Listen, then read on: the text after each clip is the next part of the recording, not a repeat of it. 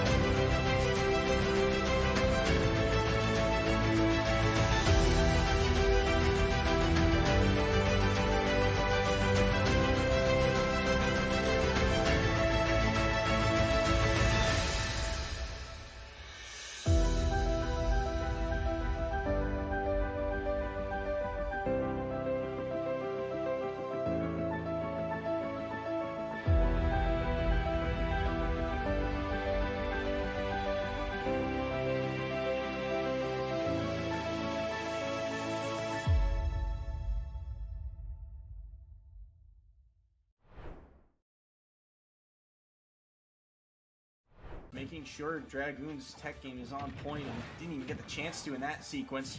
Another back air here. Needles, bouncing fish. Is that enough? Yes, it is.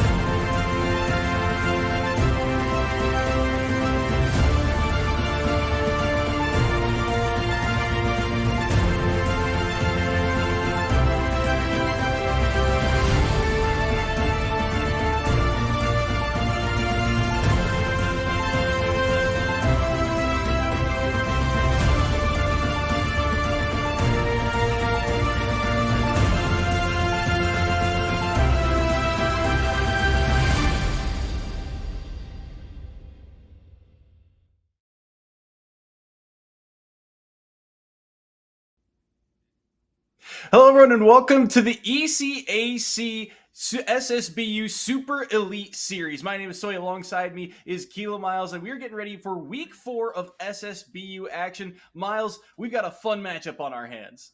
Yeah, it's two heavy hitters. First of all, stepping up to the plate, it's Fisher Northeast, who would be Fisher's B team if Fisher had a B team, because all of these players are A team material.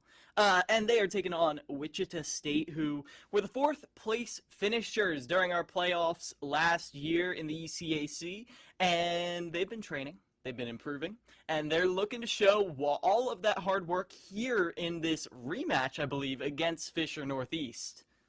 This will be a fun one for sure. A rematch of the semifinals, like you mentioned. In that semifinal series, it was a best-of-5 crew battle, and it ended up going 3-1 in favor of Fisher Northeast. But Wichita State, they took 4th place overall, falling to Delaware in that 3rd place matchup. But that one was also nail-bitingly close. Went to crew battle number 5 in that series. I believe it was only a 3-stock game there. So Wichita State, they feel like they can punch with the top, and they're going to be fun to watch in this series. Obviously, Fisher Northeast come in as the favorite, 3-0, and some pretty dominant sets overall. 2-0s over St. Rose, St. Francis, Kane as well, and those were some big wins last week, 8-0 and 7-0. So they are on fire right now.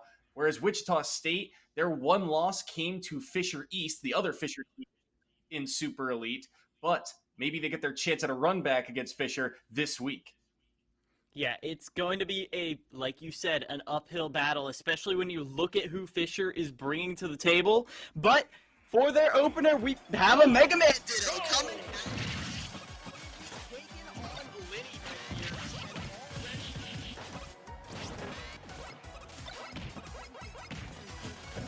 perfectly spaced for these. It's interesting to see a Mega Man Ditto right off the start here.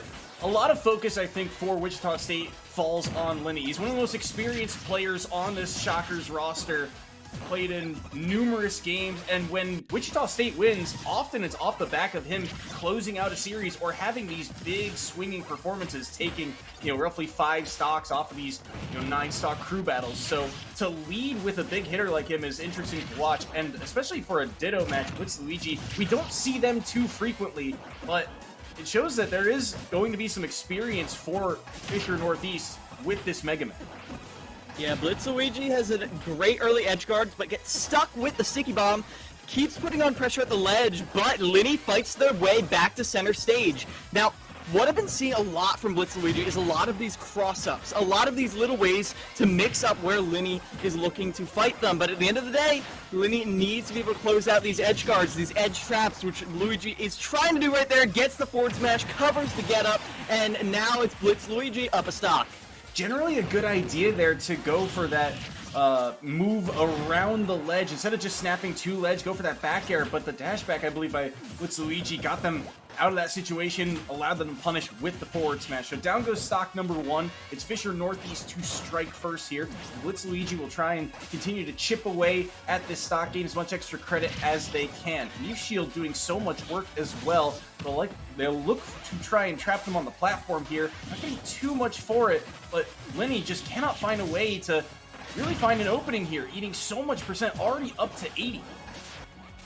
And Linny gets thrown off stage again. It feels like Linny is spending the majority of their time off stage. Finally gets a strong hit right here. An edge guard situation of their own, but they don't have time to charge that forward smash when they get caught by the sticky bomb. They know all the tricks, but tries to jump above the sticky bomb, gets caught by that smash, and now we're seeing a runaway game by Blitzluigi, and we were just talking about how Linny is the one who often is leading the charge for Wichita. Finally gets a stock. That's a big up smash to get one off the board. Can they find more here? You shield up, saw blade in hand. Walk him across the stage for more damage here, but Blitzluigi again just can afford to take all these little chip damage hits that Linear is really throwing out. But he won't be able to get back to the ledge. The down air was too threatening, and he will SD off the bottom, and Blitzluigi will hold the lead for Fisher Northeast. Yeah, bouncing up and down there for just a bit, but eventually, like you said, will fall down, and this is worrying, because Blitzluigi is a very good player,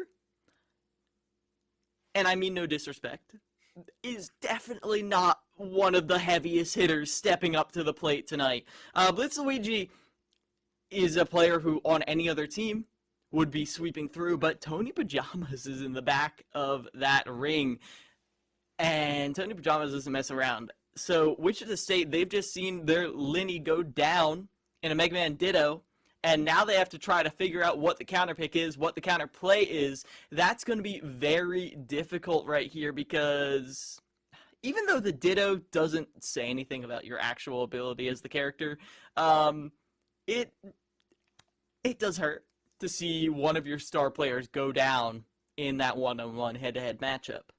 Especially since Linny is usually worth 3 stocks-ish per crew battle in these kind of upper in these elite series matchups. But Wichita State, they've still got some depth in their lineup. Gamerdog, I think, is another player to focus on the Rob and Mario is what we've seen them on in the past. Mostly the Rob, just a bit more of a Swiss Army knife type of character, but when they get the ball rolling, it is just avalanche style. They can run away with matchups. We've seen it from them in the past. So curious to see where the Shockers put them into the lineup.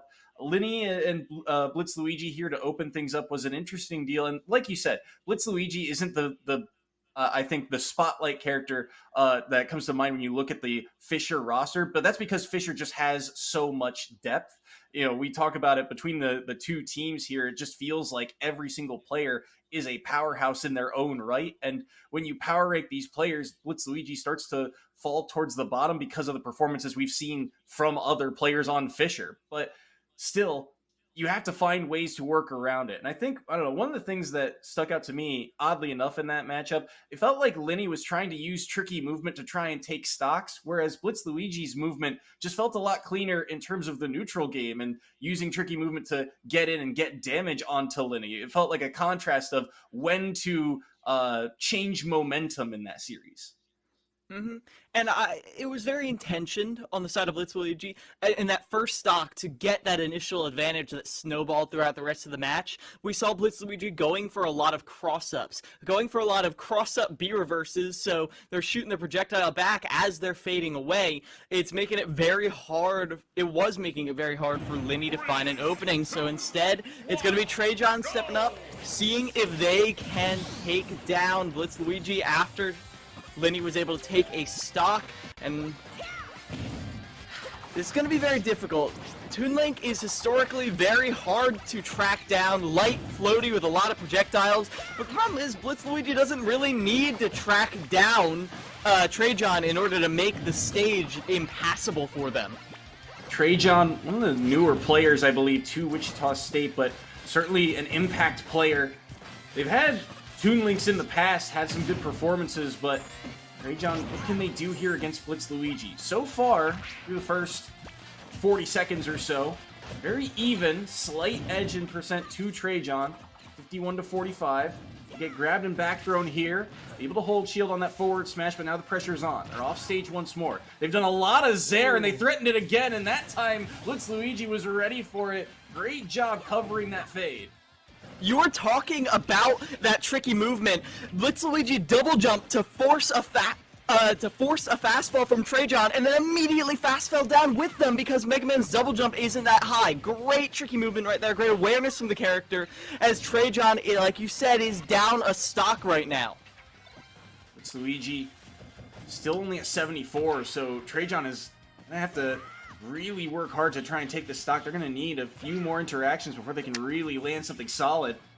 Or at least a few more interactions to go in their favor. And Blitz Luigi's just giving them no time. There's a forward smash. That down air nearly connected on that Zair as well.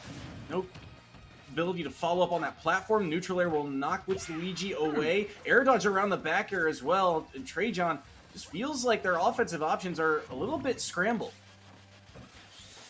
Yeah, it's very difficult when it feels like every time you're on the ground for too long, here comes the Leaf Shield, here comes that forward smash. Blitz Luigi is just so good at calling out landings with that forward smash. You can't let your brain turn off as you're going down to the ground.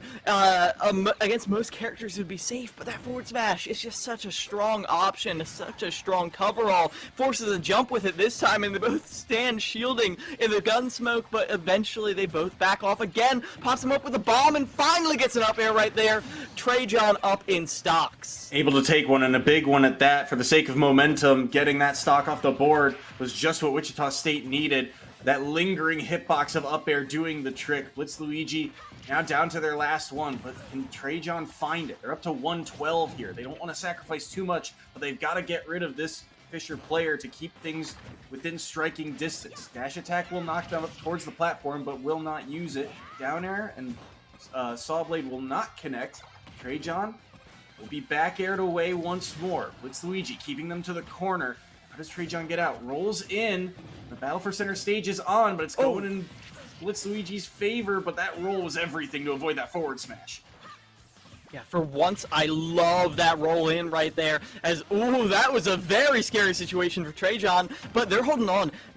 You called out the scramble earlier in the match, but this is such a well-intentioned neutral. Jab lock into the pop, up with the up air, continuing to keep juggle Luigi in the air. Blitz Luigi hasn't thrown out a single projectile in a while. They're just trying to get in there and scrap, knowing the projectiles won't kill, and that tech roll away is going to get called out. Trajan able to clean up, salvage that initial lead that Fisher Northeast got, and now Wichita is very much in this going into the second half of this crew battle.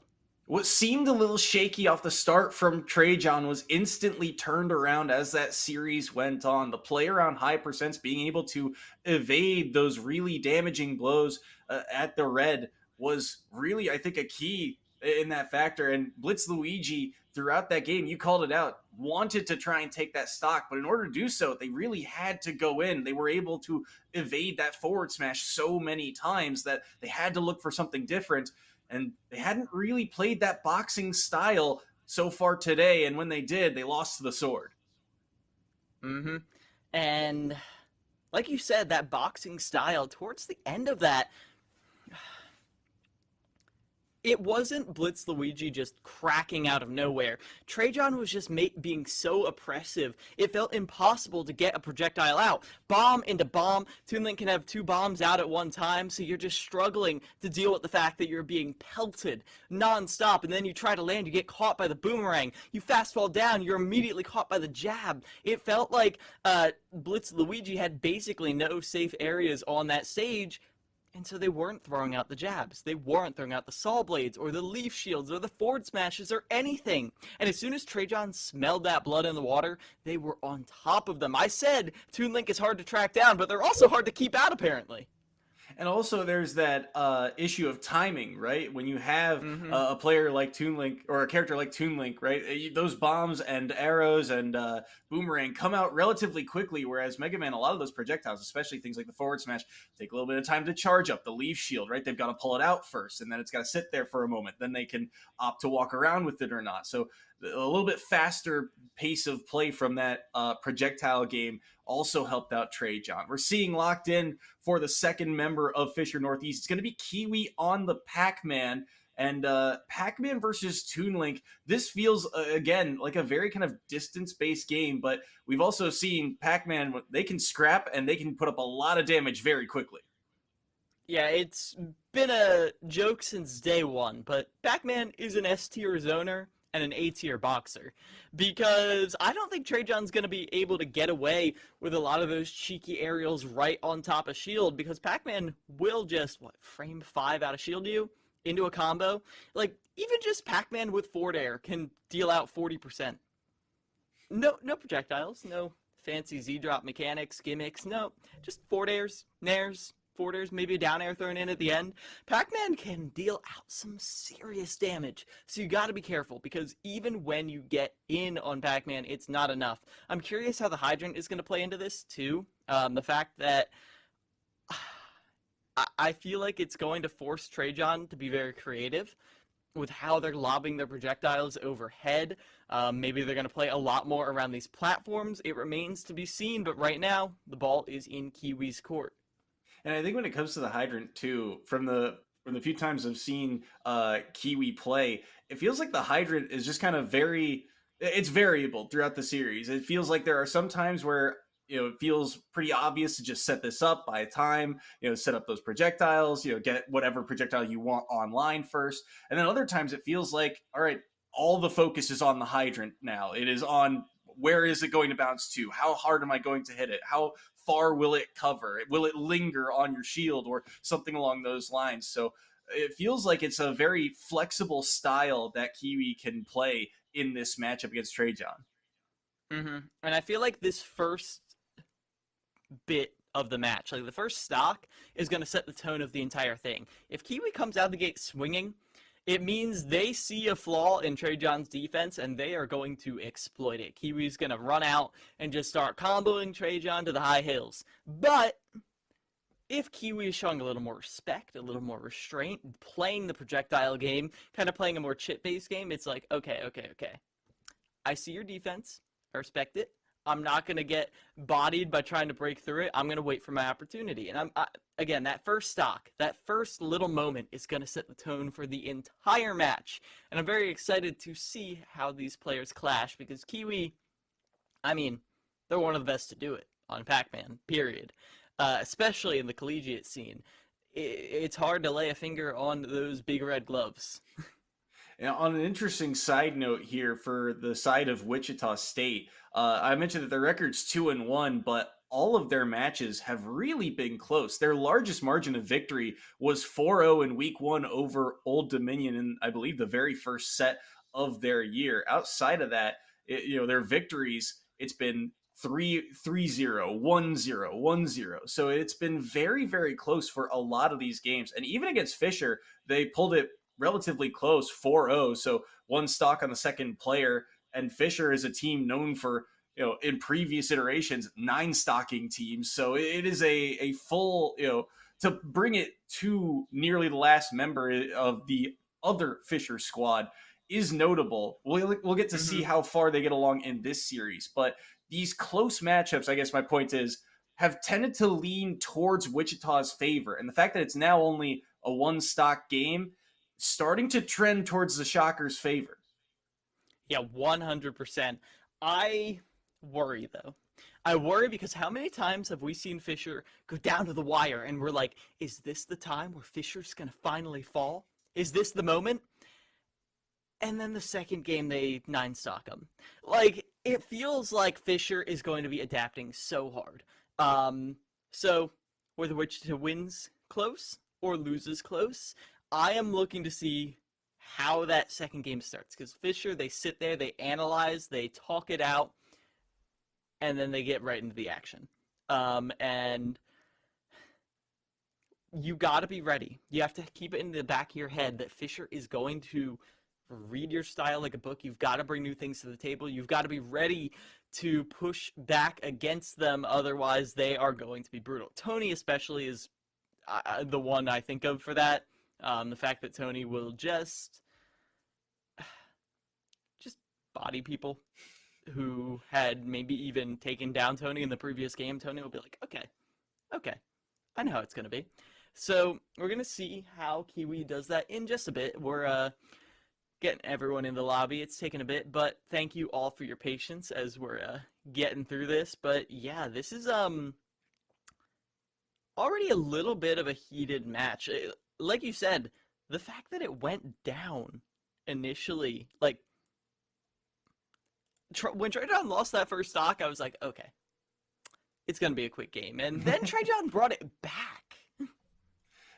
Yeah, and it was one of those things where, again, it felt like Trajan entering that series, it just felt very, I guess, for lack of a better way of putting it, panicky, because they were just, you think of Link and you think of the classics, right? Bomb into forward air or something along those lines. But it felt like they just could not string anything together. But then, like you saw, their defense started to adapt. They'll roll in against the forward smash, which is very scary to do. They were able to get away with. And all of a sudden, like you said, in the red, they could not find ways to take down that stock. Trajan's defense was just too good. Their evasiveness just stepped up another level, and they were able to then start to get those conversions, start to get the damage online. The projectiles started to land, and Trajan was able to bring things back and shut down the opening member despite a sluggish start. That sluggish start is something they cannot afford here getting ready for game number 2.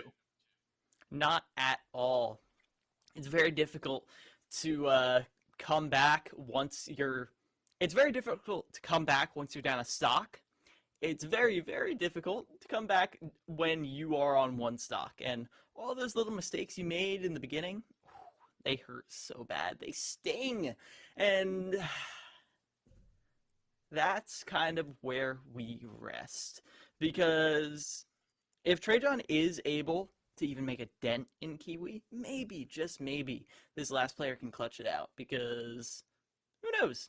Who knows? But we're finally into the game. We're finally going to get to see how this plays out. We've speculated so much. It's time. Are you ready, Soy? I'm ready. I'm ready too, and we are on to PS2 for this one. Trajan, 2 stocks, Kiwi at 3. See how this one paces out. You talked about how important the early game was, and so far, Trajan taking a couple of hits there thanks to the apple. Playing a more patient game now as Kiwi backing away, getting the projectile they want. But now, projectiles are starting to come down from Trajan to not buy them as much time as they thought. And they go in for more damage here. Projectiles everywhere, littering this field, but nothing really landing too heavily thus far, although Trajan now sitting at 92, make that 103 off the Nair. Yeah, every which way they fly, and Trajan is given a lot of respect to the fact that Pac-Man has these downwards diagonals, and I love the way Kiwi is utilizing the smoke to both pull and throw these fruits. It's making it very tricky for Trajan to be ready for anything that Kiwi's throwing at them, and Kiwi's just running at them now! Those are those boxing tools I was talking about! Gotta be very careful here, though. The bomb will knock them up into a combo. The back air into a forward tilt. Trajan now off stage. Will be able to get up. I like the idea there, the mix-up to throw the hydrant high off of that hitbox, but it does not catch Trajan this time around. Up tilt doing so much work, though, for Trajan. How many combos have started off of that move alone, and it will lead to stock number 1 of Kiwi being taken away. Hydrant will catch them on the platform, and it's a stock apiece between these two. Yeah, and I gotta imagine Kiwi's not enjoying this super well, because look at that, the forward air went right over Trajan. A back air to shield went over Trajan before. Toon Link is so tiny! Everything, even for a short character like Pac-Man, is flying right over Toon Link's head. I think it's one of the biggest advantages Trajan has right now in their defense, just their size alone. Caught the projectile but could not get much off the back of it. Shield will make the bomb land on the platform, but look at the chase down by Kiwi. Side B to get back to the ledge as well. Trajan once again eating a lot of damage in the early portions of this game, but we talked about how they were able to survive in that previous game. Can they hold on here at 84? They're looking for more here off of that boomerang, but they get belled instead into the back air. Kiwi now charging a projectile. Apple will land as well. Up high goes Trajan. He'll air dodge around the aerial. He'll make it back to the stage, gets underneath for an up smash, and that will do a bit more damage to Kiwi. Parry onto that hydrant as well. How does Kiwi take this stock here? They're looking for the forward smash landing, but they don't find it. They find a grab instead at center stage, and Trajan will mash out. Yeah, knowing that center stage back throw won't kill, and you don't want to stale that move. Not when it's one of your best kill options right now. Unless you catch that straight projectile edgeguard situation right here. Rolls right up to Kiwi, but Kiwi, she's caught in the fruit pulling animation. Now, back to center stage. Kiwi not overcommitting, knowing one trap could be their doom. And 148, almost 150, a fruit will kill, and Key certainly will. Ooh, if that bomb connected, that could have been everything for Trajan, but instead it's knocked away.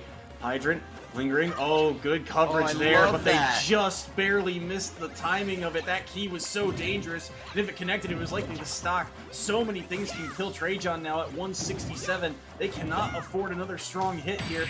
Staying up high, and they go for the downer on the platform, and Kiwi is there to punish. Down goes member number 2. Fisher Northeast hold the lead. A lot of forcing moves throughout that set right there. That interaction at the end, Trajan throws a bomb, lobs it directly at Kiwi's shield, and then throws a forward air right above it, knowing that if Kiwi panic jumps out of that bomb's range, they're dead. So, they kept putting on that pressure, and I love the way Kiwi was playing around her shield that entire game too. Not only shielding that bomb at the end there, but there would be times where Kiwi would run up shield the boomerang, drop shield for a moment, and then put it back up, catch both hits of the forward air, and then out of shield option. And it's such a small detail, but it shows discipline in the way Kiwi is approaching each and every interaction she takes, and I'm really glad to see it as Kiwi takes back this solid lead for Fisher. Discipline is the perfect word for it, right? Not only just getting the perfect timing of recognizing, hey, the boomerang's going to come in now, getting the shield up, and then the patience waiting for that forward air, knowing that, hey, The boomerang is a trap for something, be it a grab, be it an aerial, or up B, something along those lines is coming my direction. Let me just hold shield and wait to see, and then it's my turn to punish. And that's where Kiwi got a lot of mileage. And you talked about it too, forcing moves. That down air from Trajan just seemed a little bit panicky and a little bit like, hey, I need damage here. This is a decent enough option because I know they're covering this platform some way somehow, but too quick to the punch and they get punished for it, and that's where they drop their final stock. So now a 2-stock lead here for Kiwi. They hold on to 2 headed into this last match or last member for Wichita State, and it's GamerDog on the Rob stepping into the ring. Yes, they are, and it's going to be a very interesting matchup right here. I feel like Rob and Pac-Man are the closest thing to filling the same archetype that characters as diverse as Pac-Man and Rob can be. Immediate boxing right here with this Nair, trying to force Kiwi out, but Kiwi's already ushered GamerDog to the side of the stage. Does not matter though, double up tilt into the up air. Oh, tries to catch them, but catches the hydrant instead, but doesn't even get caught by it because that's just how Rob's up air works. Great spacing, and right here Kiwi is not able to get more than a single stray hit every now and then. Ooh, and that's going to be the up air stock as well. The up tilt's doing so much damage, and it's an easy follow-up into the up air. Kiwi unable to air dodge around it. So down goes stock number 2 of Kiwi. First one that GamerDog will have taken. Up to 70% here. And GamerDog, the big key for this one, again, we talked about keeping it close for Wichita State. Got to find a way to take this stock really without dropping one to give themselves a really good shot at that third and final member of Fisher Northeast. Kiwi's not going to make it easy, though. GamerDog's already up to 99%, up being around the ledge. They get around the bell, but they get jabbed upon landing. Forward tilt and knock them off stage again. It's just rinse, repeat, it feels like, with those catches for Kiwi. Knock them off stage with the forward tilt, set up the hydro, get the projectile online, just go back to work. But look at this chase down. Oh, they got the drag down, but somehow they get knocked away instead. They will be able to ride that platform all the way up to the stage, and now you're dealing with both characters with rage. Oh, and I love this. Kiwi has not fallen down without dropping that hydrant once. Respecting GamerDog so much. Avoids that down air forward tilt. Resets the situation. Opportunity right here. And Kiwi's able to get the Nair out of shield, but it's just so scrappy. There's no combos right now. No setups. It's just we can get that first strong hit right there. Throws the hydrant to the ledge. Pulling out the fruit. What will she choose? Bell in hand. What can she do with it? Jumps up into it, but misses the conversion. That one was so dangerous. Another lingering projectile, but it will not land. 176. They go for the side B, and that's an easy forward tilt punish from Kiwi. They risked it all, and they did not come up on the correct option. Now the combos are online. They go for a grab instead to get more damage, but they will die to this back air from center stage. GamerDog takes down Kiwi, but at the cost of a stock. That was the most scramble last stock I think we've seen for the entirety of this game. Just every single moment. The way the bell gets thrown out, perfect setup, catches the jump, but it almost looked like GamerDog was trying to jump up and catch it or jump into it. Regardless, GamerJump goes into the bell, throws out the dash attack instead of the up there, but then GamerDog rolls up right next to Kiwi, who is charging for every opportunity to punish them right there, and GamerDog just rolls away, just thinking of their own safety. Just every button on the controller was an option right there. Every single one was like, press me, press me, press me. And eventually GamerDog was able to just put their foot down, or their big treads, I don't know how Rob moves, and get that back air at the end to finish off the stock. But, oh man, leading up to that back air, it was messy. It was, and Kiwi did not make it any easier, right? The hydrant constantly being placed, the bell and Key covering a lot of space as well. Just every projectile Kiwi threw out felt like GamerDog was forced then to a different area that they did not want to be in. And it was a very chippy game, back and forth, but GamerDog eventually able to take that stock. So we get to see the third and final member of this crew battle for Fisher. We'll see who they decide to lock in. Very likely Tony Pajamas, but they've got some other players in their roster. We talked about it many a time. Fisher, just a lot of depth between their two teams. So we'll see if they opt to send one of their players who hasn't seen the spotlight as much in here. But GamerDog on the rob, 2 stocks to Fisher's 3. Obviously starting off on the back foot, down a stock, but I talked about it sort of in the early parts of this this crew battle. If there's a player who is very Avalanche style, it's GamerDog. He can run away with series. We saw it last semester in the fall. There were many a game that GamerDog was able to just take over, but doing it against Fisher is a whole nother level. And specifically doing it against Tony Pajamas is another level. You need an elevator to get up there. Tony, here's the thing. If you look up Fisher, like if you haven't played Fisher and you look up Fisher, you look at the roster, you're like, oh, that's the Sonics team. But if you're someone who's played against Fisher, you're in your head, you're like, oh, that's the Tony Pajamas team. Because while Sonics is like the muscle that like everyone loves to talk about, Tony Pajama is the enforcer who will come out, will break your kneecaps, and will repeatedly come back in the second game and demolish you. So I agree. GamerDog is playing hot. There's a chance that GamerDog runs away with this. Just know you are, like, unlocking Tony. And that is what I fear the most right here, is Tony is stepping up to the plate, playing whatever he would like to play. Probably Ness. GamerDog is someone you very much want to take seriously, but time will tell. GamerDog needs to preserve that momentum, needs to come in prepared, ready to get those clean conversions that we saw. I mean, we barely ever saw an up tilt that didn't lead into another up tilt, into an up air, into oftentimes a second up air.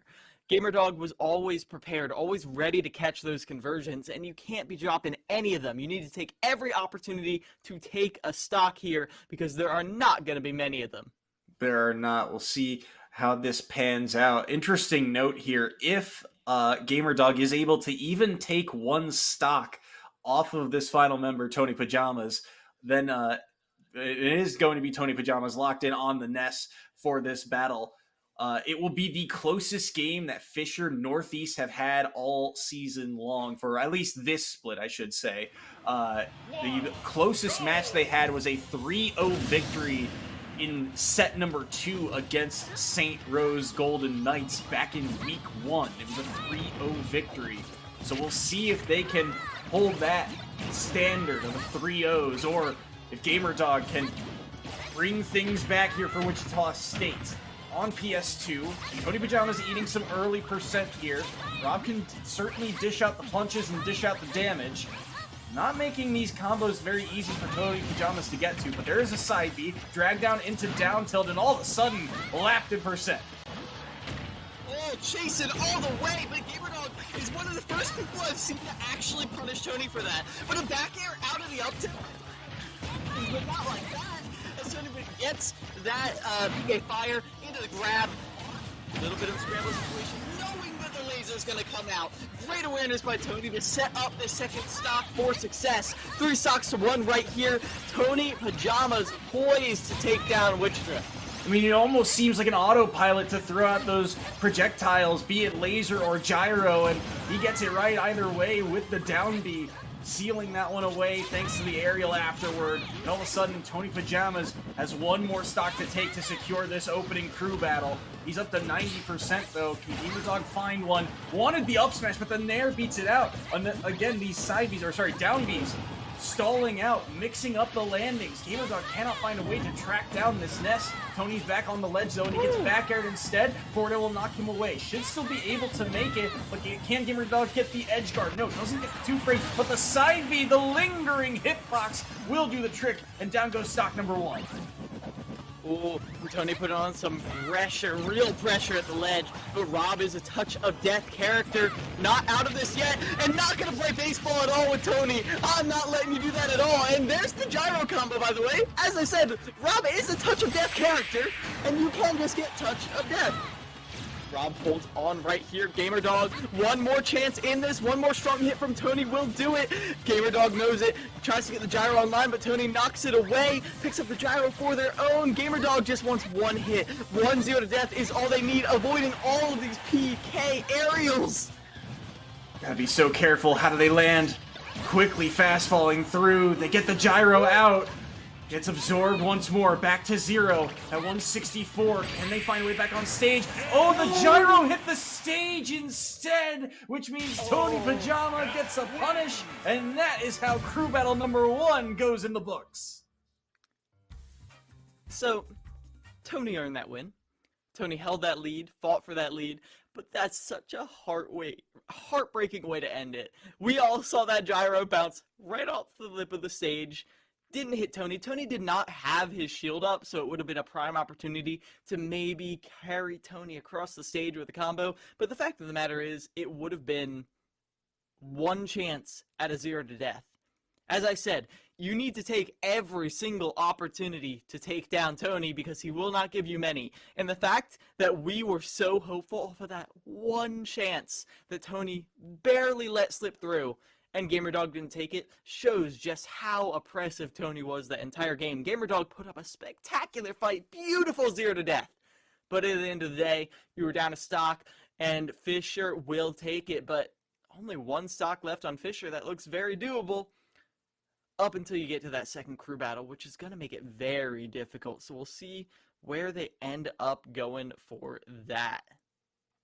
It still seems very doable indeed. Closest loss for Wichita State, closest victory for Fisher Northeast. And again, yeah, it felt like, I feel like the best example of it was at the very beginning where GamerDog had the percent lead. It was like 60 to 24-ish, something along those lines. And all of a sudden, one minute opening. It really didn't seem like it was going to be all that much from Tony Pajamas.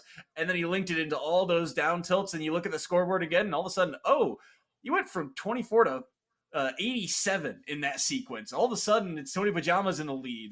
GamerDog's off stage. How does he get back? And it's not that easy the way that Tony Pajamas plays. So things can just turn on a dime seemingly for really either of these teams when you see that touch of death come out from GamerDog. But either way, what a series it was. What a close one. And it makes me interested to see what the lineups will look like for set number 2. Yeah, I am curious. I mean, the first player will tell it all.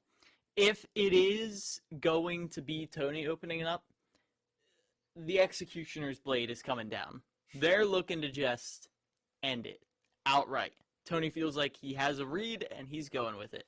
Meanwhile, if it is going to be Luigi coming out again, or Blitz Luigi rather, I don't think it's going to be immediate. It looks like both teams are starting to ready up, as it's going to be Tony Pajamas coming out right out the gate. So that's going to be Ness versus Mega Man. Like I said, if Tony comes out first, it means he feels like he can just run through the enemy team. But this is Wichita. This is our 4th place finisher. Doing this to Wichita would be a massive tone setter for the rest of the game. So we'll see if Tony manages to do that here and now up against Trajan. He's pulled off the 9 stock before. In playoffs, he did it over, I believe now, almost exactly a year ago. But it's not going to be easy against our number 14 from the fall. Trajan on this Toon Link, mixing up the lineups for both sides, really. Trajan was the second member last time, and obviously Tony Pajama was the anchor. See how they fare so far. Trajan not allowing him to get any combo started, just backing up, buying himself space, and continuing to rely on those projectiles. Boomerang constantly being thrown out, the bombs lingering, but now maybe an opening. Tony Pajamas wanted the grab, but he just barely could not get there. And that grab for Toon Link will allow him to be able to punish. Tony Pajamas sitting at 69% right now to Trajan's 19, so still things trending in Wichita State's favor. But it's going to come down to these combos and these later percents.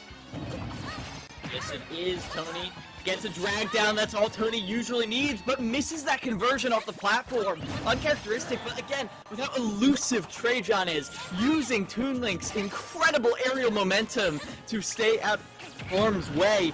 It's very difficult. Tony catches the roll, though. Even percents now, as Tony's able to absorb just a little bit, and now Trajan looking to finish this stock any way they can.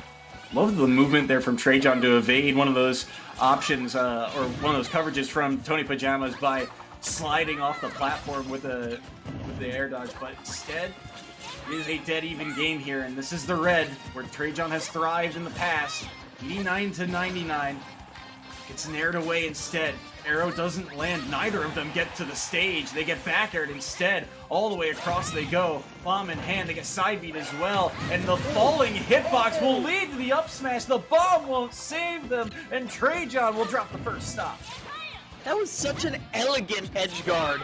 The way it felt like it was just the right amount of knockback for each one of those interactions take place. Beautiful stuff right there to clean up the stock as Trajan is now looking to continue harassing, continue using these physical projectiles that Tony can't reflect in the air, converts off of that Zaire, I believe, to finish off that stock. Great stuff from Trajan to shut down who we consider to be one of the best players on Fisher overall.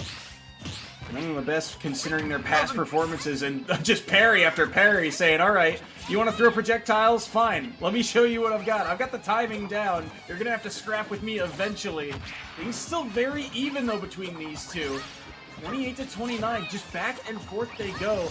I still fear for Trajan. These combos for Tony Pajamas, he's getting them pretty consistently now at low percents, but it's taking a lot of time to get there. Neutral air will knock them up. Side B will land as well. Up B does clip once, not a second time though, and he's able to get back and get up attack. Beats out that forward or down smash.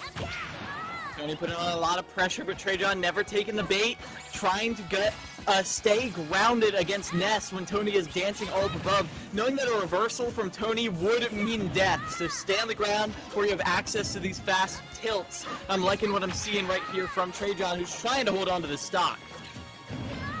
And these mix-ups too from Tony Pajamas. Every time Trajan thinks he has a punish on a landing on Tony Pajamas, that down B comes out, or another way for him to stall, and it just mixes up that timing. So difficult to catch, and that's instantly a grab back throw, and that will do the trick.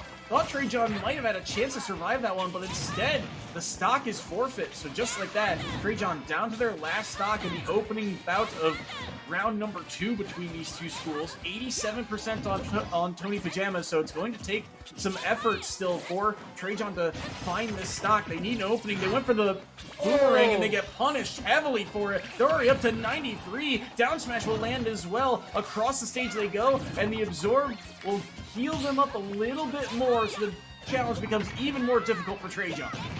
Yeah, Tony's feeling himself right here. Not able to get that up tilt finisher. Opportunity right here off of the Zaire, but Trajan is not getting more than these straight hits. We saw before the Zaire into the up air, tried to go for the boomerang into the up air that time, but Trajan is not finding it, and they fall way too low. No time to pull out a bomb. Toon Link can't do that bomb recovery that you know Link so well for, and that will be Tony with 2 stocks, taking down Trajan after such an even opening. Tony eventually ran away with that. And it's a wild finish to me because you saw that Trajan had the opening, right? They got the boomerang. They got the knockup. They looked for that up air. And Tony Pajamas was barely able to air dodge around it. But what ends up really killing Trajan there was that they had to use their double jump to go for that up air. So when he gets hit back away by Tony Pajamas all the way across the stage, he doesn't have his double jump like he thinks he does. That's why he ends up falling so low there. And Trajan unable to recover because of the overcommitment to that play. If he got the up air, it was likely the stock, or at least close. It was his one shining moment, but instead ripped away by Tony Pajamas. Yeah, none of that for you. Yeah, Tony, I talked about the precision of the offstage edge guards as well. One thing I want to call out that I'm going to be looking at a lot is the way Tony has been using the tail of the PK Thunder in these edge guards. That was what was messing up Trajan a lot. Like I said, just the right amount of force to get what you need done. You don't want to overcompensate because then you're knocking them up. They get another chance to recover. It's too messy. It's not clean. And Tony is all about keeping it clean right here, folks. And it's going to be trying to do that right now against the opener from last time. This is a tough matchup, but Tony is coming in hot, coming in with momentum. We'll see what kind of lead Tony can continue to build, or if it will be stopped in its tracks by Lenny. 2 stocks to 3. It's the second member of Wichita State, Lenny, entering the ring. talked about it before, one of the most experienced players for this Shockers squad. What can he do here? Down tilt will start to get the damage online for Tony Pajamas. It feels like there is that little bit of time typically for the download to take place when it comes to Tony, right? It takes a little bit of an early deficit, but then you get these big swinging combos, and all of a sudden, he's now ahead in percentage, 40 to 58. Clipped by the up B once more. That time he tried to go for the back air, and this will lead to a reversal from Linny. Can Linny get this edge guard? He wants the spike, he wants the stock, and Tony Pajamas having absolutely none of it. Get up attack will knock him off the ledge. There's the good reflector off of that forward smash, something you don't see every day, but Linny's still able to evade. Yeah, Linny's so casual in the way that they drop back onto the ledge to avoid that sticky bomb. Very familiar with their own gimmicks being used against them as they call out the jump right there. Does Tony have a jump right now? No, and Linny knew it too. Went all the way down knowing Tony had no options other than up B, which was not safe at all. Good finish right there by Linny. Talented up to take that stock. He will drop one in the process after shielding that get-up attack. Forward tilt will do the trick. So Linny drops one, but can he take a second? Can he shut down Tony Pajamas' run here in crew battle number 2? That side B does so much. It really helped set up that beautiful second stock and Trajan opener. But now neutral air will knock Linny off stage. Immediate up B. Now will fall through to the platform. Leaf shield up, but interrupted by the Nair. Tony Pajamas just lingering outside of the shield, knowing Linny wants something out of it, but cannot really get anything off the back of it. Another neutral air will catch the landing. Has to go for up B, and the snap comes out just in time before the yo-yo. Yeah, Tony trying to time that a little too hard, and now Linny is back in the race. Gets off of the ledge. Up smash immediately. Tony... After looking like Tony might be taken down 3 stocks to nothing, instead it is Linny who is on the back foot. A lot of pressure right here. Tony gets the drag down right here. This could be big damage right here. Misses the tech on the platform as well. Tony is an edge guard situation. You never want that. Dangerous opportunity here. 86% again. Rolls in. This time he gets caught. Sweet spot back air, and that will do it outright. Linny shut down in the second match. Tony Pajamas holds on. I don't know if that back air is just comically strong, and I think it is, but I also think Linny might have been caught trying to just reflexively SDI away from that PK fire because you were dead if you didn't get out of it. Tony had you in the trap. You needed to get out, but not quite fast enough to get out of the PK fire. Back air will come out. Very fast option. I appreciate Tony not going for like a forward smash like lesser Nesses would do. And we end up getting to see Tony on the precipice of taking down all 3 members of Wichita. I hyped it up. I said, okay, first game, it's going to get really close. It's going to get really, really close. You feel like, oh, I could have won that if I just did this one interaction differently. Then Tony comes out and just washes them. So we'll see if GamerDog can stop this momentum. GamerDog gave Tony a run for his money in the previous game, but now it's time to see if Tony with momentum is a different story. 1 stock left for Tony Pajamas. GamerDog was able to take 2 last time off of him. 1 thanks to a 0 to death, the other just off of raw percentage. So we'll have to see how this one pans out. Back to PS2 we go. GamerDog, last hope for Wichita this week, trying to avoid going 2-2 through the first half of this split. But it's not going to be easy. Tony Pajamas on a tear right now, shutting down the first 2 members. What can he do here? Again, the openings have been a little bit slow for Tony, but then they have quickly turned on their head once he gets 1 opening. Now, he's the one who strikes first, getting that initial combo, 34%. GamerDog wanting none of it, but now tries to go back in. He'll get some jabs off instead. A trade will knock him to the side. A laser will not connect. And all of a sudden, it's 74 to 18. Tony Pajamas quickly dialing up the damage. Yeah, and denying GamerDog that combo as well, staying well above when they can, respecting that, but doesn't grab the gyro. Is that one mistake going to be the end of Tony? Misses that air dodge 50-50. GamerDog waited, watched, and there goes Tony down, and it's 3 stocks on the side of GamerDog, who has to do to the Fisher roster exactly what Tony just did to the rest of his team. Amazing discipline by GamerDog. GamerDog, they're able to get that last stock thanks to the, like you said, the air dodge 50-50 did not go in Tony Pajama's way. So it's just a tough situation to be in when you get to that point. It's GamerDog is able to capitalize off the back of it. So shutting down the opening member of Fisher Northeast. They got 2 more players locked up here. We'll see who they opt to send in next, and they know that GamerDog is locked in on the Rob for the remainder of this series. And I have said it in the past, when Wichita State has won, GamerDog has been one of these explosive players who has been the type of player to do this in the past. So this is not going to be easy. The problem is, we've seen from Fisher in these exact situations, even if the player who gets off to a hot start is shut down, they have so much depth, they have so much talent and experience that it's often very close through the next 2. Even if GamerDog is able to get to that third and final member, typically if it's against a program like Fisher, they're often on 1 stock by the time they get there, and it feels like it's just climbing Everest. Yeah, this is a rare opportunity. You don't see it often. GamerDog with 3 stocks right here. Going up probably, it's Blitz Luigi coming out. Okay. So Blitz Luigi came out against Linny initially. Linny, who gave Tony a run for his money initially, but ended up falling in the end. It's such a generic thing to call out, but I gotta be worried about the fact that a Mega Man as good as Linny is right there next to GamerDog. Hi, Lenny. You can see the player portrait. So you got to be prepared for the fact that GamerDog is aware of everything. You can't go for knowledge checks. You've got to outplay. You've got to outspace. And Rob is a little bit of an anti-zoner in the way that Rob will throw out a projectile, and then you try to run away from it and catch you with a nair. We saw Blitz Luigi get caught out with not throwing out projectiles in the matchup against Trey John, so we'll see if they can avoid that and start putting in some real work here against GamerDog. So far, percent trending in GamerDog's favor for the moment. Like you said, those knowledge checks are not going to be probably optimal for Blitz Luigi to go for.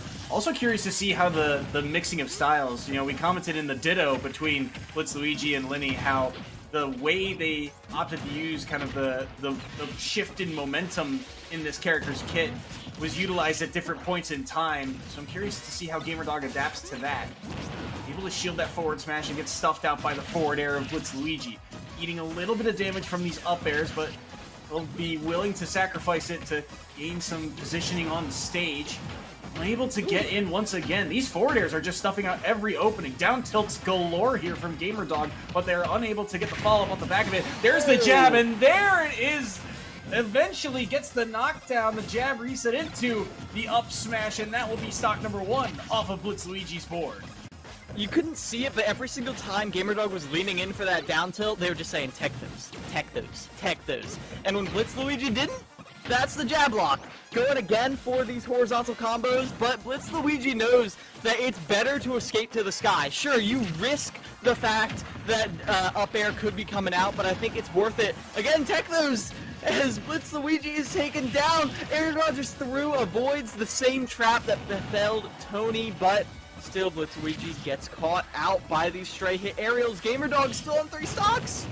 This is big here for GamerDog if they're able to continue this momentum, but they've got to find a way back to stage. Oh, this is careful timing. He will be able to air dodge back up to the ledge and avoid all of that danger headed his direction. Down. Wow, I can't speak. Back air will not do the trick, and he nearly pays with the price for it with his stock, but he's able to survive here. Hanging on the ledge for a moment. Now neutral air to get back to the stage. Able to shield these up airs, but only for so long. Look at the shield pressure that move does. Down air will knock Blitz Luigi away. Goes for the side B, gets shielded instead, and it will be run up smash to punish GamerDog. GamerDog eventually called out after surviving so much, but gets caught by their own sticky bomb, and that time they do not get the 50-50. GamerDog will catch them with the up air, and now we do see GamerDog trying to play the center stage, trying to force Blitz Luigi to the corner, where a single gyro would mean the end of their stock. Good Nair here to get some damage online, but they need something more. They need a combo to help rack up that damage. Blitz Luigi knows it. Leaf Shield will chip away at stock number 2 here. This stock really means everything, giving yourself that extra bit of leeway in the third set for GamerDog. Oh, this could be it. Is that the side B? Is that going to do the trick? Yes, it will. That's going to be Blitz Luigi taken down, and GamerDog holds 2 stocks and gets to see the third member of Fisher Northeast. You see that? Rob has custom combos. This is no news to anyone. But that's a custom combo in the same way that, like, you know, everyone kind of drew that same S sign. It's like, yeah, I invented that. But also, it's the same steps everyone follows every time. You get the Nair, you get the gyro, forward air, gyro, gyro, gyro, into the side B. The different steps, different components might differ along the way, but at the end of the day, you see that, and it's the same as the Luigi getting a grab at 0%. It's heartbreaking. So yeah, GamerDog with 2 stocks right here, Kiwi with 3. This is a run back right here, and Kiwi is no pushover. She is strong, she's tenacious. GamerDog has momentum, a lot of momentum. Swept through, no, I wouldn't say swept, but got through Tony. Fought their way hard through Blitz Luigi, and those 2 members only afforded them a single stock advantage. This is a lot more down to the wire than I ever gave them credit for after how Tony opened up this game. This conclusion is going to send a lot of messages about just the place in the echelon of different teams right here. Pac-Man versus Rob. This is where this matchup started for GamerDog, and it's where it could end. As we're on a town and city right here, this is terrible. Hold on. This is Kiwi's counter pick. You took Rob to town and city? Who carried at 40 here? A gutsy call. We'll see if it backfires. Kiwi on the Pac-Man, GamerDog with 2 stocks on the Rob. Here we go. The fight on town and city. 22%, so Kiwi taking a little bit of chip damage initially. When these 2 played in that opening series, GamerDog really only had to take, I believe, 2 stocks off the board and forfeit, I believe it was 1 in the process. So this is doable in terms of the ratio of stocks to take, but it's not going to be easy. Oh, Kiwi dips too low here, and that up B just barely. A lot of verticality to that up B, but not enough to snap to the ledge there. So down goes stock number 1 of Kiwi, and all of a sudden, it's an even game, and GamerDog has taken the lead in percent. This is looking bad right here. Kiwi has to be kicking herself just a tad, but is still in this fight. Gets that little stray hit right there, keeping GamerDog box into the corner, but a single Nair sets up a 50-50. Side B high up in the air, but that Hydrant, it gets knocked away by a fully charged laser? I didn't know that. And the side B at ledge will surely finish Kiwi's stock. GamerDog on the verge of doing to Tony's team what Tony tried to do to Wichita. Very close, 1 stock left for Kiwi. Can they pull this back? Forward air into forward smash, and it will kill from center stage. What a smash attack. And all of a sudden, last stock apiece here. If Fisher win this one, they win the crew battle for the week, and they remain undefeated and unscathed.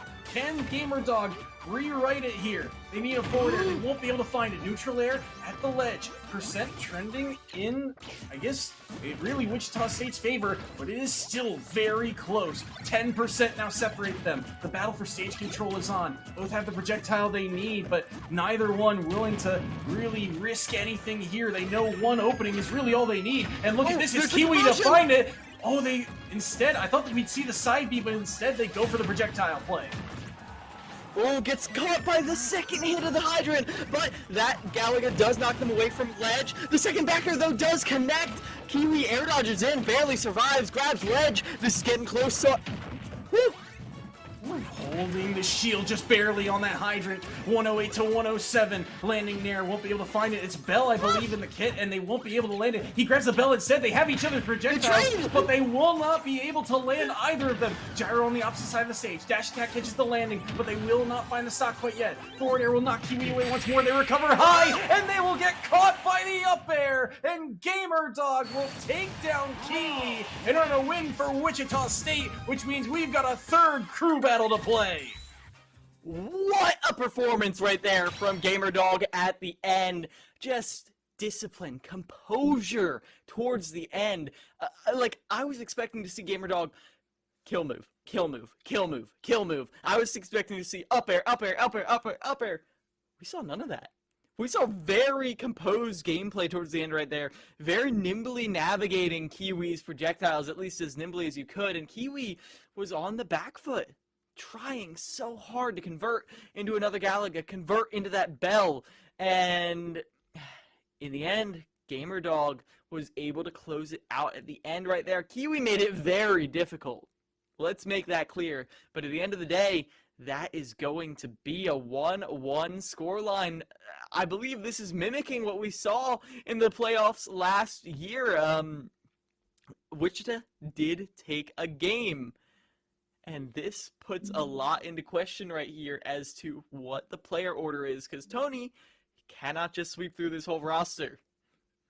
It was a dangerous game for both sides, and now, we've seen this before in previous matchups, not from these two teams in particular, but the emphasis now becomes who's going to shut down who. Gamer Dog and Tony Pajamas have been the players that have been taking the most stocks off of the board in this series. Who will step up in set number 3 is my big question mark, but what a series it was, that second one.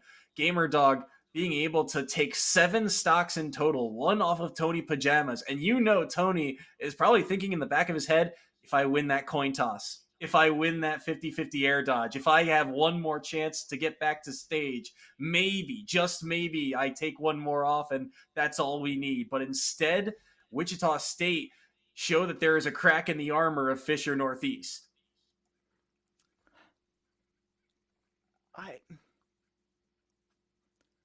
The fact that Gamer Dog did that to Fisher is insane. Gamer just beat all 3 of Fisher's players. That doesn't happen. That never happens. I'm still a little bit in shock, Soy. I really am. And we're going to see a different matchup. Once again, constant shuffling between these two teams. Now into the final stage of these mind games to see who is going to come out. Which crew member is out first. Is a very smooth conversion right there from Kiwi to open it up. Trajan, the opener here for Wichita State. They opened in set number 2, the one that they won as well. Kiwi, this is their first time leading tonight, and they find a way to grab the lead once more. Fisher has held the lead for the vast majority of this series, really until the end. Was Wichita able to steal that set away and force Fisher to their first Game 3 crew battle, really. Now a forward smash nearly knocks Kiwi away from center stage. 95% on this Pac-Man. They don't opt to go for the follow-up off of that boomerang, knowing that something else could have been coming out. The apple does not connect in the back air, will knock Trajan away. Back and forth these two go in terms of projectiles and nearly finding killing blows. Oh, bomb connected, but somehow, some way, forward air does not, and Kiwi gets to escape for the moment. Yeah, I've noticed that Kiwi, gets caught by that forward tilt to finish off the stock.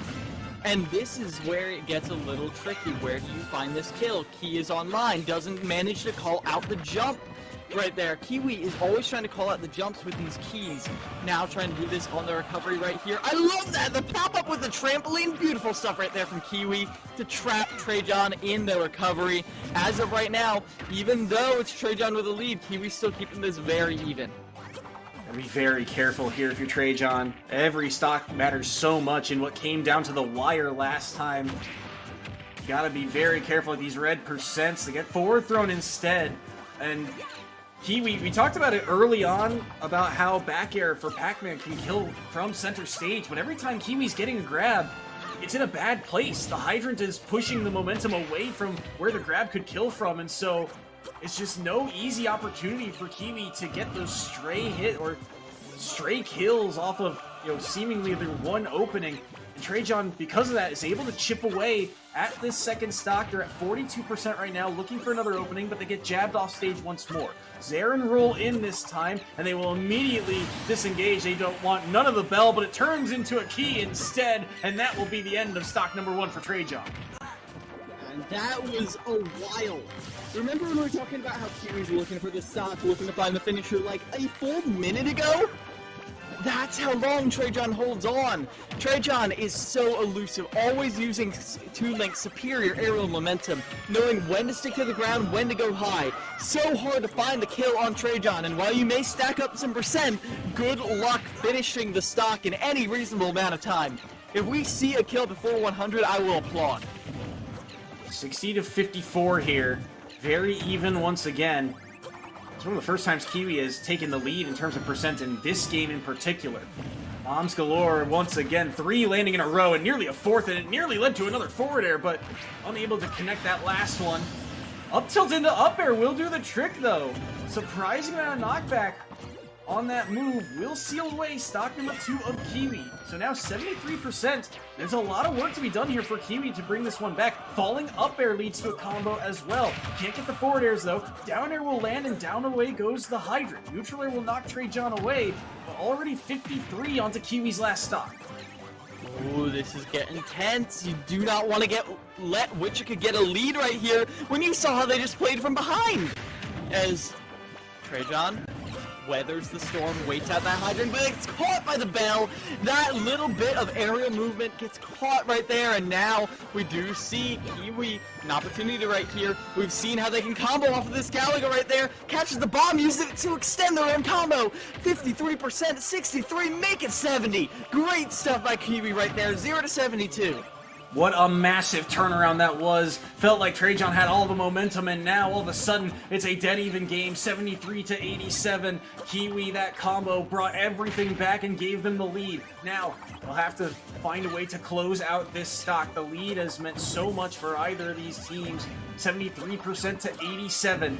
Boomerang won't be able to land. There's a grab. No follow-up though, just opts to stay under the platform, waiting to see what the defensive option was, but the Boomerang interrupts the follow-through by Kiwi instead. Bomb in hand here for Trajan. They go underneath the platform once more. Hydrant placed just to the right of it. Now holding center stage is Trajan. Bomb will land once more. Another aerial thrown out, unable to find the hit markers. Both looking for that one opening, that one conversion. They both are looking for it. There's the bomb into the forward air, but it does not kill from the right side of center stage. High recovery here from Kiwi. They'll land it onto the hydrant, but they won't be able to connect it. And that's another aerial, and this one will do the trick. It's Trajan to come out on top, and the Shockers have the lead. All the setups, all the traps, all the zoning, and it's a straight aerial on center stage to finish that off. I feel like that is the epitome of that matchup right there. You're throwing everything in the kitchen sink. Everything and the kitchen sink. Is it in or and? I don't know. A full military arsenal at them.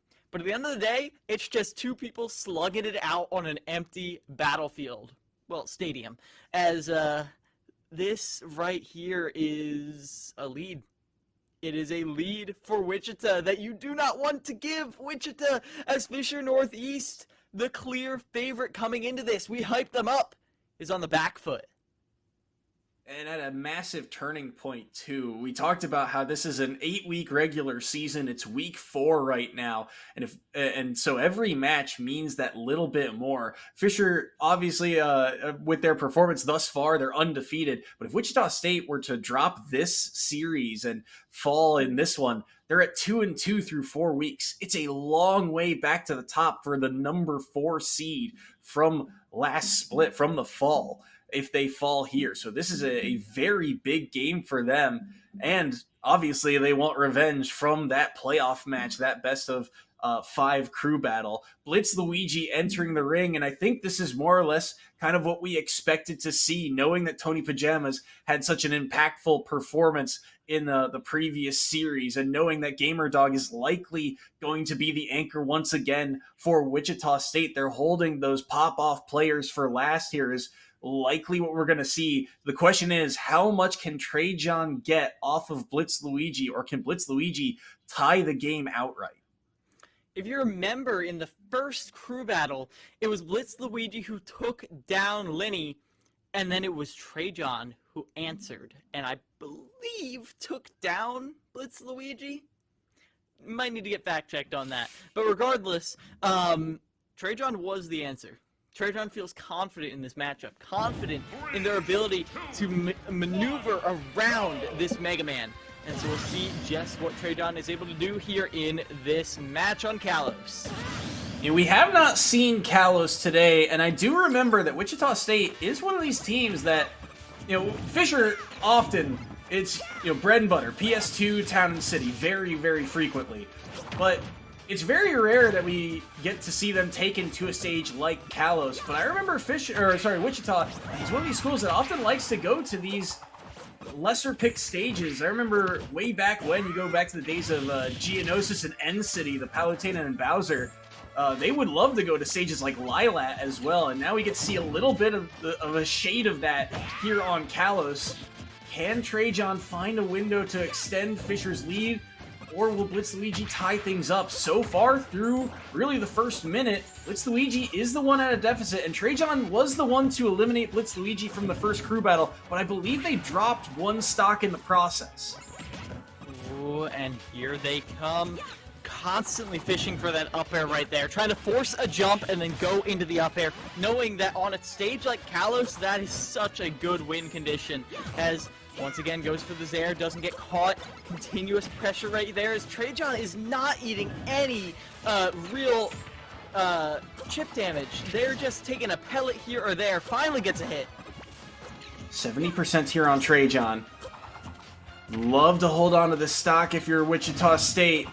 Bombs will not land, opting to buy space. Zaire pressuring the shield. Oh, the up smash. I love the mix-up. Really hasn't gone for that all day, and it nearly caused the shield to pop. But Blitz Luigi able to hold on here, and now the pressure really on. Maybe a chance here at center stage. Both holding shield very dangerously, but whoever really pulls the trigger first there is on the back foot. Bomb will only find the shield once more, playing from distance, holding the bomb, able to evade that back air. Blitz Luigi's spacing has been pretty on point throughout today. Maybe a chance here, but once again, the defense just too solid. And notice how Blitz Luigi is staying clear of Trajan's airspace at all time, knowing one short hop up air is all they need to finish it right there. Tries to catch the landing, forward tilt instead, comes towards the ledge but can't quite find it. Tricks Blitz with their movement. 152% is ridiculous, by the way. This is a ton of percent here, and this means everything for Trajan, and that's a lot of rage as well. This could be very bad here. Trajan, can he get back? Oh, the up B above the ledge actually clipped Blitz Luigi. Now another chance, and it's going to be a forward tilt, but it does not kill quite yet. 171 on this Mega Man. Forward tilting at the ledge, desperate to take the stock, and he can't find it. Sawblade to back air will do the trick, and Blitz Luigi ties the game. What a clutch. What a clutch right there. Looking for your kill confirms and finding them so beautifully. Z-drop, connect the saw blade into the back air. That's all you need. Nice and simple, nice and sweet. It's going to work at any percent due to the way that saw blade communicates its knockback. Beautiful stuff right there from Blitz Luigi in the end to make this an even game. You did not want to let Wichita play from a lead for what I think would be the first time throughout this whole set that Wichita would actually be playing from a lead. This is not the time to experiment and play games. This is the time to focus and get this done, as Fisher right here is going to have to figure out, are they going to be facing Lenny or are they going to be facing GamerDog? Now, I think it would be crazy to put in anyone but Lenny right now, because of the fact that, well, you gotta save Gamerdog for Tony, but also, counterpoint, Gamerdog coming out now does make sense, because you do not want Linny to be the one to go down 2 stocks to 1 again. It was a very uncomfortable ditto the first time we saw it, so avoiding that altogether, Gamerdog is on the scene. We'll see how Gamerdog is able to deal with Blitz Luigi as immediate threat.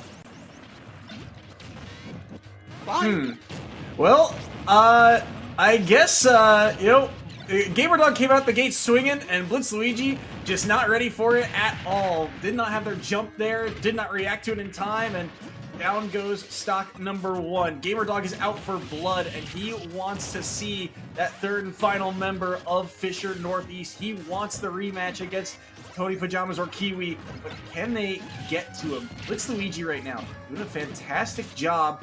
76% here on this Mega Man to the 50 of Gamerdog, and it is interesting that they obviously, like you said, did not want to opt into the Ditto here. They did not want to force Gamerdog to go through the pressure of that again. Why not get the big guns out now? Maybe force Fisher's hand if they can win this series. But the fact that Blitz Luigi was able to survive at 170 on that previous game against Trajan, and oh my goodness, back and forth they go with the smash attacks, but neither one really connecting. For Blitz Luigi, this is a game of just seeing what you can really get. We know what Gamerdog has been able to do in the past. If they get anything, it is just gravy on top for them. Maybe a chance here. Saw Blade connects, but no, not quite this time around. 128 onto this Mega Man. The Leaf Shield will continue to chip away at the stock. Neutral Air. Maybe another chance here. Throwing out these aerials, and they're looking to catch jumps out of Shield, but nothing really connecting right now. Oh, I saw one hit of that tornado, and with how high up Gamerdog was, I thought it might have just been over. But instead, playing the center, playing discipline, playing around where you know you can survive the longest. Both of them avoiding every single hit. Tosses Saw Blade up, but does not get caught by it. Uses the throw invincibility to both deal damage and survive that sticky bomb. Great play right now from Gamerdog, who is holding on to this stock ironclad.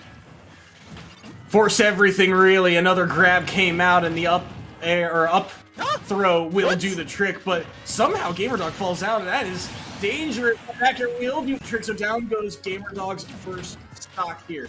2-1 the stock count, a lead here for Wichita State. Can they do more here? Can they shut down member number 2 of Fisher Northeast? Blitz Luigi's getting up air now. Oh, the lead shield coming out just in time, and the back air will get them out of dodge as well. Back and forth they go in this affair of stocks. It's going to be Gamerdog finding another opening, but only minimal damage dealt. Falls down with that nair, continues to harass from a distance. I love the way Gamerdog is not overcommitting. Does not look hungry for the kill, but you can tell that they want it so badly, but they're not going to force it. Blitz Luigi has to come to them, has to make that first mistake, and jumping in with that aerial might have just been it. Gamerdog commits, going all in right here. Can they find the finisher? No! Blitz Luigi is able to fight their way out of that corner back to center stage. Back-to-back rolls into forward smash seems a little risky from Gamerdog, but it was almost what they needed. They're able to roll dodge around that forward smash once more. Again, every stock means so much in this crew battle. Blitz Luigi holding on to their one best they can. They've had to work very hard here, but that's a down throw. They don't get the up tilt. Good DI by Blitz Luigi to evade that combo. 97 on the Gamerdog, and certainly Blitz Luigi not shy of kill power if they're able to find it, but it's going to be very difficult. They end up actually up being around the laser. Good movement by Blitz Luigi here. Just making sure that nothing comes easy for Gamerdog. Really have to use all their resources, and now maybe a chance. They find the back air as well. No jump for Gamerdog. They have to recover high. Oh, goes really high. Fishing for those tornadoes. Gamerdog is up there. They got liftoff as Blitz Luigi finally finds the stock after Gamerdog finds the ground, as this is a spectacular performance from Blitz Luigi, who we were thinking was just going to come in here and weaken Gamerdog. Now has a chance to finish them outright.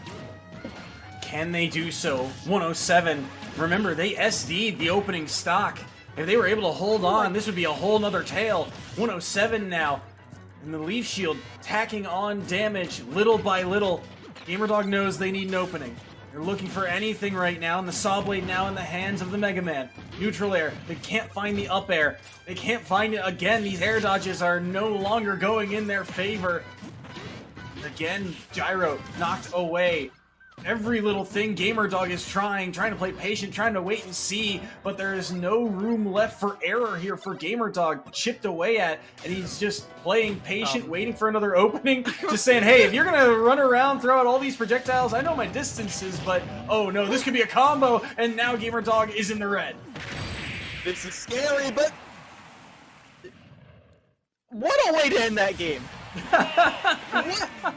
So you might have missed that, but instant replay right here.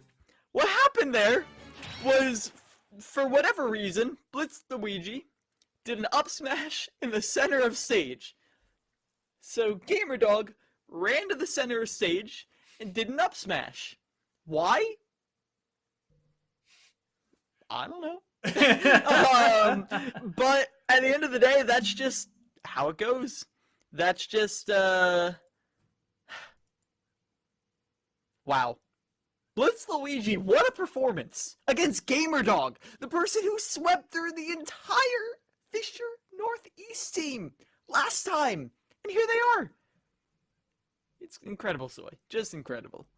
Blitz Luigi, a player that we talked about it before. Like Fisher, of all the players that we've talked about on this squad, you know, the Fisher East squad has a lot of talent. And Fisher Northeast made the finals last time as well. So we know that this program just has so much experience, and the way they develop their talent too. They are one of the most adaptive teams in the league. That really gives them an edge. And it shows in every single one of their players. Because we talk about how Sonics can pop off, how DM has had big runs, how Tony Pajamas has 9 stock teams in the past. But these are the subtle moments that turn Fisher from an A tier to an S tier. The ability to see that, okay, we dropped a set, it was close, and now all of a sudden we're going to take the player who has taken the least stocks in this series and pin them up against your best player, and now all of a sudden the best player on Wichita has 1 stock left. That is an incredible feat from Blitz Luigi in a very pivotal moment here in week 4. It will be very difficult to go back and see in the history books how this panned out, but remember this as the season goes on. And that's why this team has just so much depth and strength to it. And now Wichita State, we know the final member of Fisher College. It's Tony Pajamas stepping into the ring on this Ness. 3-4 the stock count. Can Tony Pajamas bring this back to even? I mean, if there's anyone who has a ghost of a chance of doing that, it's Tony Pajamas. And I feel like Gamerdog with 2 stocks could have been the end of Fisher Northeast right here. But Gamerdog with 1 stock. I mean, it really all depends on who gets this first strong hit, and that looks like it. But no, air dodges through the second forward air as well. Not safe on hit. Remember, these two really only played once. Towards the end of that second set, it was 1 stock and 1 50-50, 1 air dodge read was all Gamerdog needed to close it out at the end of the day. Doesn't get the tech there. Nair will trade, and now it is Gamerdog behind in percent. Tony Pajamas rockets away. He gets grabbed instead. Forward thrown. Laser won't do the trick. Won't be able to follow up off the back of it. Gyro now out here. 75%. Ducking underneath it was Tony Pajamas. He gets naired, and that's where air dodge will be successful. Another trade here. The nair clanking and clashing with everything Tony Pajamas wants to follow up with. And we talked about it. Every stock means so much. Gamerdog, if he's able to take one, sets up Linny pretty nicely, but can he take it? Gets clipped by the fire at the last moment, and Absorb there will be able to inhale, 25%-ish? Gets a grab, another down throw, does not get the up tilt this time. Oh, slow mash. Good stuff right there from Tony. Excellent defense as always. Knowing that Gamerdog wants it kill and wants it fast, up tilt not going to work out. Gamerdog going high, not giving Tony any opportunity to harass. But again, a falling forward air is all Tony needs. Pressure at the ledge right here.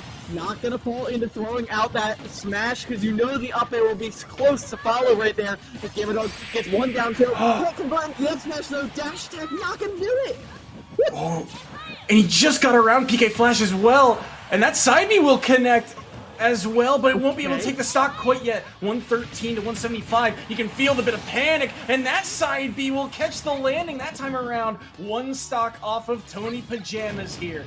Now can he find anything more? Got one hit, a nair instead. Gamer Dog surviving, and we talked about it before. You mentioned touch of death character if they find the opening. Another absorb, back to 0. Gyro is out and in play. Can he get it in his hands though? He wanted it at the last moment, but the back air catches him instead, and Tony Pajamas takes down Gamer Dog.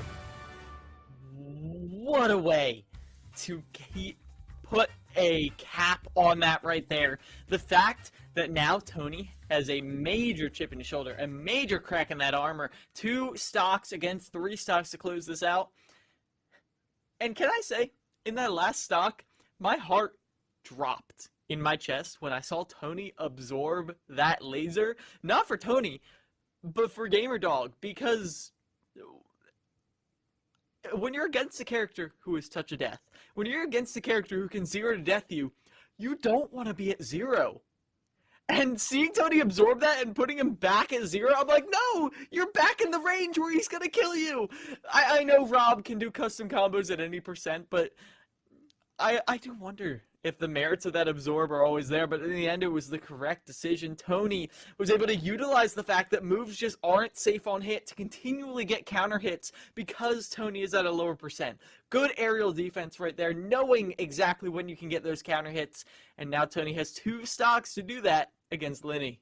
I thought the game was going to end when Gamer Dog missed the up smash at center stage. I believe Tony Pajamas got a shield on it, and I believe it was forward tilt that nearly killed from center stage at, 160-ish? I thought it was over. We saw the red sparks, and somehow Gamer Dog was able to bring it back, get a stock off the board, and that means so much. It gives Lenny the edge here. And Lenny, we talked about it before, he's one of the most experienced players on Wichita State. He's had numerous big performances for this squad in his collegiate career, but this is arguably his toughest. Tony Pajamas, again, having heated up as the day has gone on. He's already got 1 stock off the board, but now he's played a couple sets. Now his hands are warm, and you've got 1 chance to take him down with all 3 stocks. And the winner of this next bout gets the victory for the week. It would mean so much for either school. It's been a back and forth affair.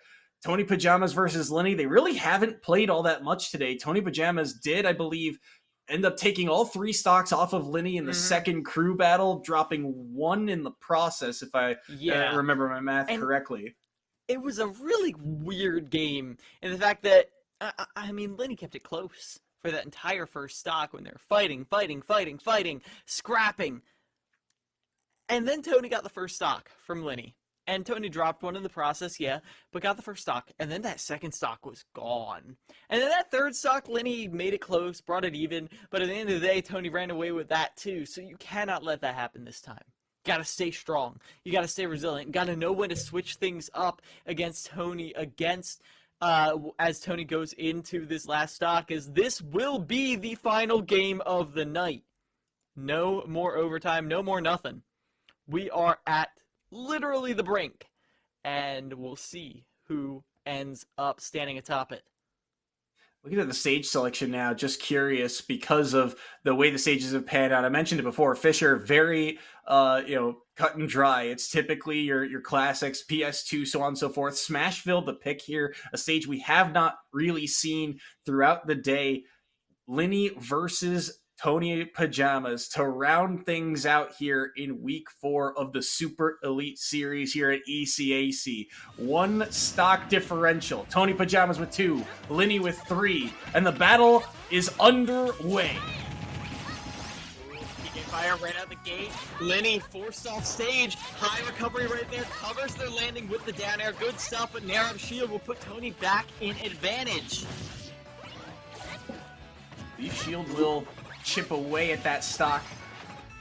Not do too much here. Lenny, again, was able to kind of go back and forth with Tony Pajamas, but in terms of the combo game, really wasn't able to string more than 1 or 2 hits together in that previous matchup against Tony Pajamas, whereas, like you mentioned, Tony Pajamas got their openings and was able to get so much. Maybe a chance here to really follow up off of that read with the forward smash to even out this percent, and they've knocked Tony Pajamas off stage once more. Another up B, they'll be able to fall back, but the reversal on the back air will mean no punish comes through. Another back air from Tony Pajamas, and the neutral air turnaround as well will do the trick to knock them off stage. Holding the shield on that up smash, it was dangerous, but it does do a lot of damage, and the up tilt not able to take the stock quite yet. This opener very, very even, and I like the way this is trending for Wichita State, but that absorb certainly helps. Yeah, Tony loves to get that right there. Doesn't catch the nair on the recovery, but the drag down will afford a grab. Linny is trying to get it, but that forward tilt, I mean, that is one of the craziest kill moves that does not look like a kill move. As off stage, once again, the tail interrupts the recovery, but that uppercut right there to finish off the stock. Tony on one more. Linny has taken Fisher Northeast to their last stock. He's got 2 remaining. Can Tony Pajamas pull off the comeback here and keep Fisher Northeast's perfect record alive in the spring split? Leaf shield chipping away. Back air caught as well. Not sure if he has a jump remaining. He'll rocket inside. He'll get grabbed and back thrown once again. Again, caught by these up airs, eating so much damage in the process. Tony Pajamas needs 1 opening. He finds a good hit of back air, and he tried to follow through with the up air, but it clanked with something there from Linny. Now a grab. Won't be able to get the back throw off the mash out. Maybe let him get out instead. Damage being racked up. Linny recovering low here, and he cannot really challenge. Now a grab, back throw, and it's 1 stock apiece. And we've seen how Tony. Oh! What? And that's it! Wichita with that amazing play! Linny, the soul into the uppercut, so simple, so brutal, will end up taking down Fisher Northeast, getting their win, getting the run back, and putting themselves at a 2-1 victory against one of the titans of the ECAC.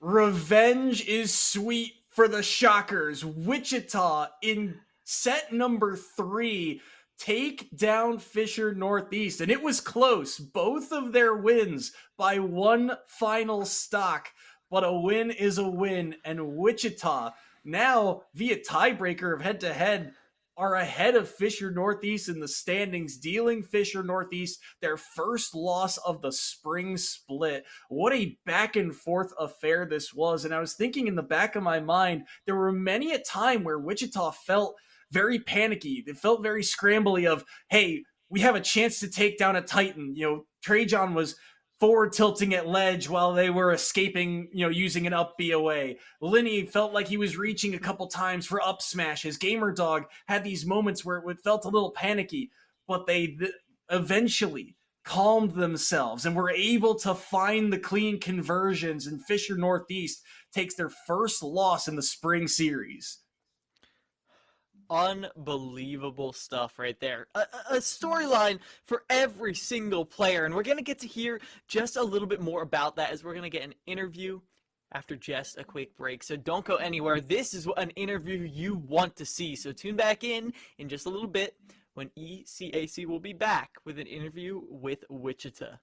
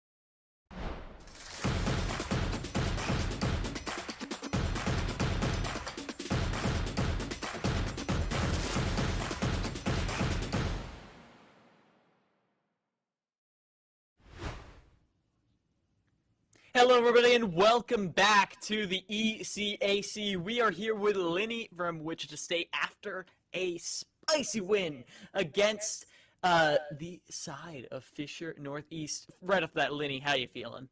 I'm feeling pretty good. Voice is a little shot from that, as you can imagine, but we're feeling pretty good. Ours too, Lenny. Ours too. And I gotta ask, you push that button forward, you throw the saw blade, you get that up tilt. Like, what was it like just feeling that connect right there? I could not put that into words. Just the one, like, not playing great the first part of the match, and then the one time that everything just finally lined up to it.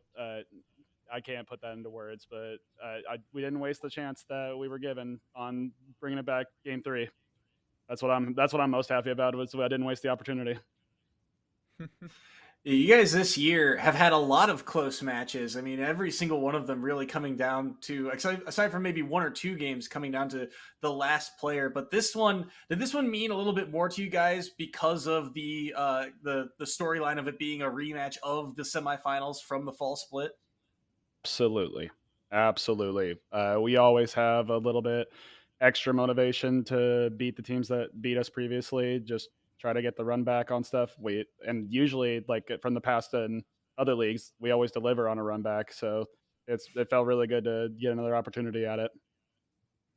Yeah, and we were talking about this before the set. I think Sawyer was bringing it up, but this is a unprecedented win. Not only were you the only team to take a game from Fisher Northeast in the regular season last time, but you are now the only one to take a set from Fisher Northeast. So what do you feel like that says about Wichita stocks going forward? I mean, it should say exactly what it does. We're up there in the contenders. We're one of the best out there. Like, nobody can really sleep on our team. Like, we're here to fight and we're here to play. Mm-hmm.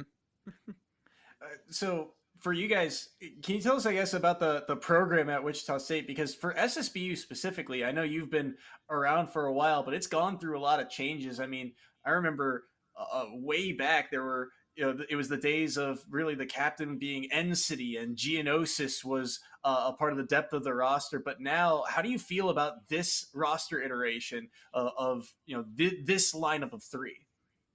Yeah, I've been here since the start of the program, and I took over the captain duties from those that have left. And yeah, the program's changed drastically every single year. We've had better strengths, better and worse weaknesses some years. It's drastically changing, but right now I think we're in a position that all of our players can definitely hold their own weight. They all have their unique play styles that contribute to the team as a whole.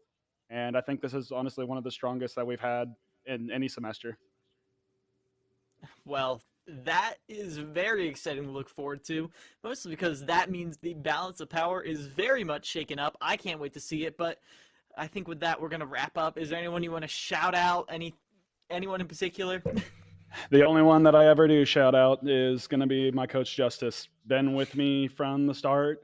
He's last second recruited me, and we've been through all the garbage first seasons that we had and been through thick and thin. Is the only one that's been there with me from the beginning. Well, that's amazing to hear. Obviously, all that hard work since the beginning has paid off. Amazing win tonight. Congratulations. We're going to be talking about this one for a while. For now, I'll let you go. Thank you so much for your time, Lenny. Thank you. And with that, we're going to be closing out. That's all the Super Smash Bros. Ultimate for tonight. But tomorrow, there's even more stuff going on. We've got Mountain West, or we've got ECAC Valorant first at 8 p.m. EST, and then the Mountain West Overwatch at 7 p.m. PST. 2 different games, 2 different regions, and 2 different amazing matches to tune into. So be sure to return to Esports U tomorrow night. But for now, I've been Keel Miles. This has been Soy. Hope you all have a wonderful night.